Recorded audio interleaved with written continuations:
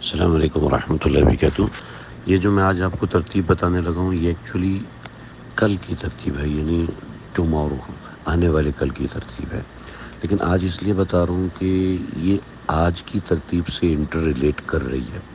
جو رات کو میں نے سمجھایا کہ رمی کی ٹائمنگز میں نے بتائیں، تو یہ اس سے انٹر ریلیٹ کر رہی ہے۔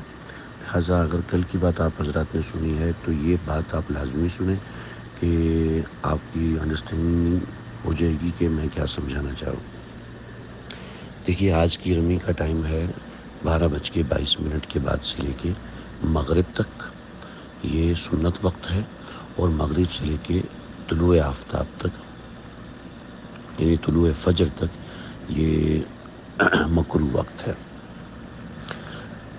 آپ حضرات نے رمی جو کرنی ہے وہ اسٹرکٹلی فالو کیجئے۔ 12:30 سے لے کر مغرب سے پہلے کر کے مینا سے نکل جانا ہے۔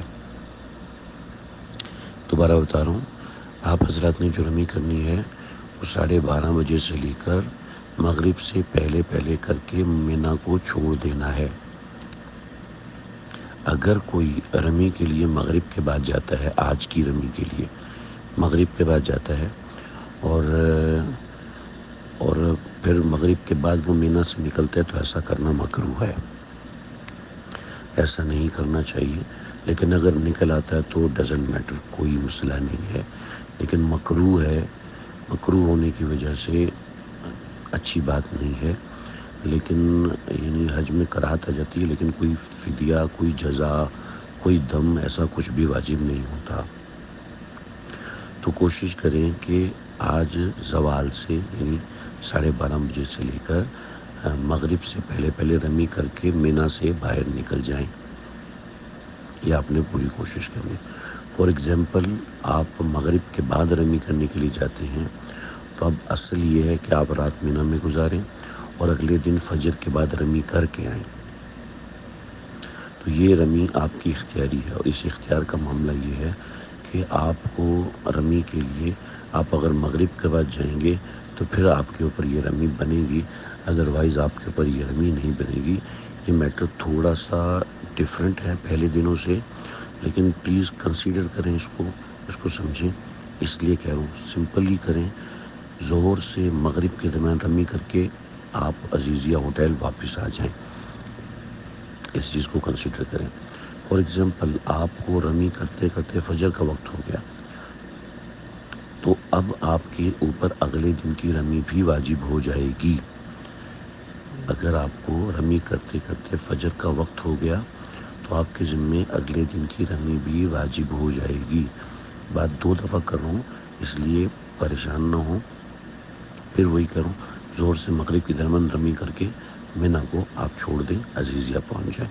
تو یہ طریقہ کار کریں انشاءاللہ۔ ایگزامپل سے آپ کو فجر مینا میں ہو جاتی ہے کل کی، یعنی ٹمارو مارننگ وہ فجر میں ہو جاتی ہے، تو آپ کے اوپر 13 دن کی رمی واجب ہے، ادروائز 13ویں تاریخ کی رمی واجب ہے، ادروائز 13ویں تاریخ کی رمی کوئی واجب نہیں ہے۔ یہ آپ کے اوپر اختیاری ہے، کرنا چاہیں تو کریں، ادروائز نہ کریں۔ کریں گے تو ثواب ہے، نہیں کریں گے تو کوئی گناہ نہیں ہے، نہیں کریں گے تو حج پر کسی بھی قسم کا کوئی اثر نہیں پڑے گا۔ فار ایگزامپل، آپ 13 کی رمی کرنا چاہ رہے ہیں، آپ رات مینا میں رکے اور فجر آپ نے مینا میں پڑھی ٹمارو کے لیے، کل کے لیے، تو اس صورت میں آپ فجر کے بعد بھی رمی کر سکتے ہیں، کل کی، آج کی نہیں۔ آج کی رمی ظہر کے بعد ہی کریں گے، تو کل کی رمی آپ 13 کے فجر کے بعد بھی کر سکتے ہیں۔ رمی کا وہی طریقہ ہے کہ پہلی جمرے کو کنکری ماریں گے، دعا، دوسرے جمرے کو کنکری ماریں گے، دعا، اور تیسرے جمرے کو کنکری ماریں گے، اس کے بعد دعا نہیں ہے۔ لیکن آج آپ نے ظہر کے بعد جانا ہے، یعنی 12 ذی الحج کو ظہر کے بعد جانا ہے، ظہر کے وقت آپ وہاں پہنچ جائیں، رمی کریں، پہلے جمرے کی رمی کریں، دوسرے جمرے کی رمی کریں، دونوں کے بعد دعا ہے، اس پر تیسرے جمرے کی رمی کر کے مینا کو چھوڑ دیں۔ مکے میں رہتے ہیں، مکے میں چلے جائیں، عزیزیہ میں رہتے ہیں، عزیزیہ میں چلے جائیں، جدہ میں رہتے ہیں تو جدہ چلے جائیں یہاں سے۔ جیسے کہ ہمارے بہت سے ساتھی جدے سے آئے ہوئے ہیں، ریاض سے آئے ہوئے ہیں، تو یہاں سے جدہ چلے جاتے ہیں، پھر اس سے آگے وہ فارورڈ ہو جاتے ہیں۔ تو اس میں یہ ترتیب رکھیے انشاءاللہ اس عمل سے آپ کا حج انشاءاللہ العزیز مکمل ہو جائے گا۔ یہ پیغامات بہت اہم ہیں، بہت ہی اہم ہیں، مسئلے کو سمجھنے کے لیے ضروری ہے۔ کسی بھی درجے کی 1%، 10%، 20% کنفیوژن ہوتی ہے تو پلیز آپ سوال کیجیے گا، بالکل پریشان نہیں ہونا۔ تھوڑا سا آپ ماشاءاللہ حج کر چکے ہیں، چھوٹی سی چیز سمجھ لیں گے تو انشاءاللہ کوئی بھی مشکل پیش نہیں آئے گی۔ اللہ تعالیٰ آپ کا حامی و ناصر ہو۔ السلام علیکم ورحمۃ اللہ۔